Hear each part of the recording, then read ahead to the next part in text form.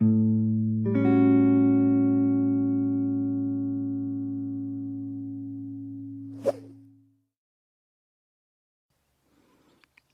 à tous.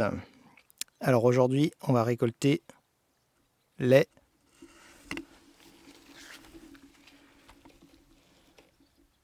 pommes de terre. Allez, c'est parti. Alors petit rappel, j'avais fait les pommes de terre sur pelouse directement dans le foin, avec un peu de compost, un peu de terre, bon voilà, juste posé. Et puis après paillé au foin. J'ai une zone ici et une zone là-bas, sur deux variétés différentes. Donc on va déjà nettoyer ça, cette première zone, enlever tout ce qu'il y a dessus, et puis on va voir ce que ça donne.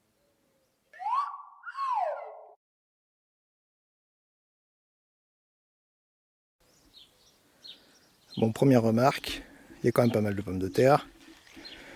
Paillage peut-être un peu limite, parce que certaines ont un peu verdi, donc il faudra que je fasse un petit tri. Mais bon, il y en a déjà pas mal à récolter comme ça, sans outils, donc on va déjà récolter tout ce qui veut bien venir à la main. Et puis on verra après.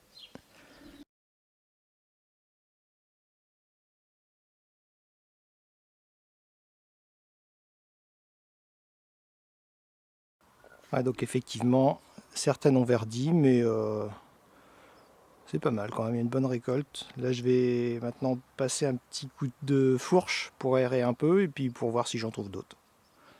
C'est parti.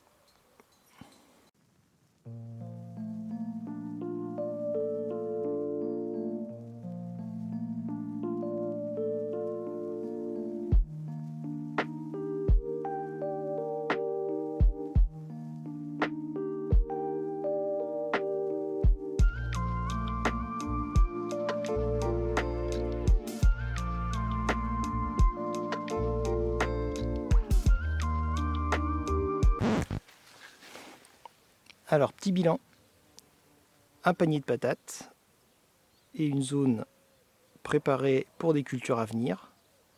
C'était l'objectif.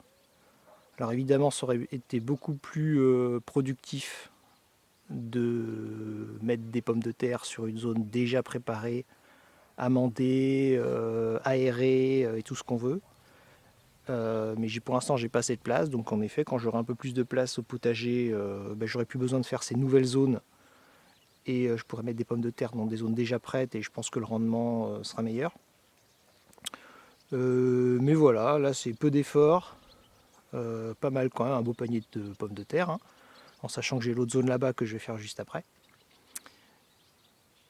Faut pas hésiter à laisser des petites pommes de terre par-ci par-là dans la terre, hein. Ça ressortira l'année prochaine ou pas, mais à la limite peu importe.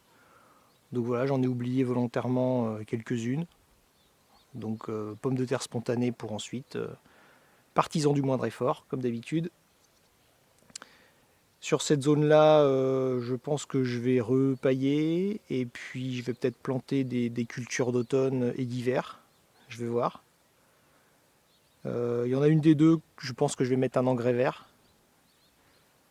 Et puis l'autre l'autre je vais m'en servir pour le potager d'automne et d'hiver. Allez, on va faire l'autre zone maintenant. Alors la deuxième zone, il y a des pommes de terre. C'est pas qu'une zone où je cultive du liseron. Là, je les laisse un peu s'installer parce que déjà ça couvre le sol. Et puis le liseron, il faut qu'il fasse son boulot, hein. Il décompacte le sol, il bouffe le surplus d'azote. Donc si je l'enlève tout le temps, il va tout le temps revenir. Si je le laisse un peu faire, l'idée c'est qu'il soit moins présent à l'avenir. Allez, on y va. Je vous fais tout en accéléré, hein, ça va être exactement la même chose.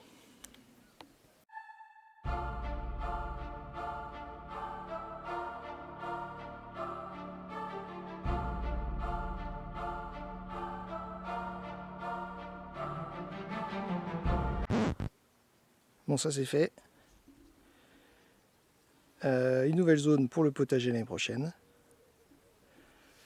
Là, j'ai un paillage que je peux ressortir, qui a un beau mélange carbone-azote avec le liseron et le reste de paille, enfin de foin d'ailleurs. Donc il va bien amender le sol par les petites bébêtes qui vont décomposer tout ça.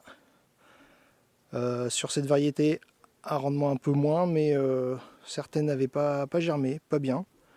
Après c'était celles de l'an dernier, donc je les ai pas achetées cette année, donc récolte 0 € sur les chéris, donc impeccable. Allez, à bientôt.